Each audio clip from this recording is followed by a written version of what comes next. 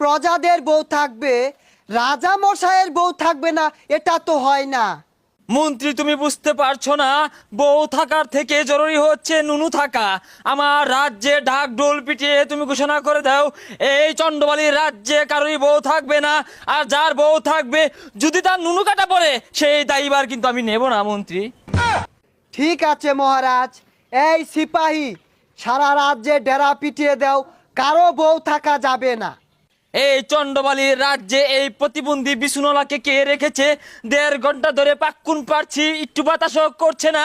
এই নুনু কাটার গল্প শুনে আমার শরীর যে ঘেমে গেল। ইচ্ছি মহারাজ। শুনুন শুনুন শুনুন, মহারাজার আদেশ, এই রাজ্যে কারো বউ থাকা চলবে না। আর যদি কারো বউ থাকে, নুনু কাটা পড়লে এর দায়ভার কিন্তু মহারাজা নিতে পারবে না।